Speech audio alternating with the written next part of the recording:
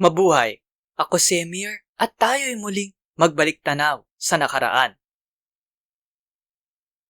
Parte ang video na ito ng aking mahabang bitinserye tungkol sa anti-terror law. Para panoorin ang buong video, pindutin ang link na nasa end screen o nasa description. Disclaimer lang po ha, babala. Para lang po magbigay impormasyon ang video na ito. Hindi po payong legal. Salamat po.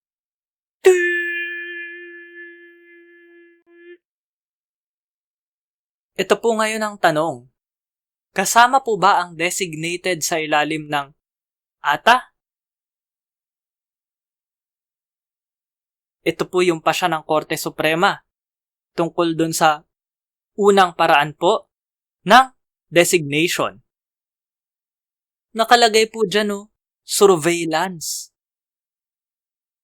Pwede rin po ang designated ng UNSC. Paano po yung mga designated ng ATC dahil may probable cause?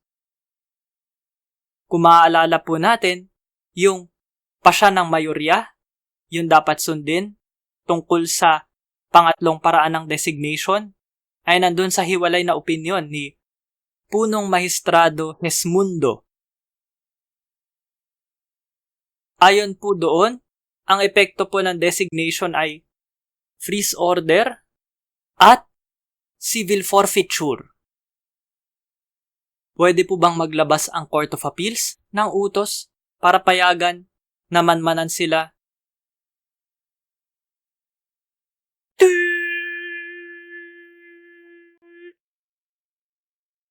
I-like at i-share ang video na ito sa social media. Mag-subscribe at pindutin ang batingaw o bell. Panoorin ang iba pang Emir's Biten, baliktanaw/inhindsight. Suportahan ang palabas sa Patreon, sa PayPal, o magbigay ng crypto. Salamat sa kapatid kong si G-G Arts para sa aking avatar. Tignan at suportahan ang kanyang mga gawa sa mga link sa description. Para po panoorin ang buong seryeng ito, pindutin ang link na lalabas sa end screen. Dapat ngayon na.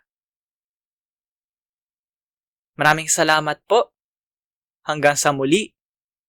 At ingat.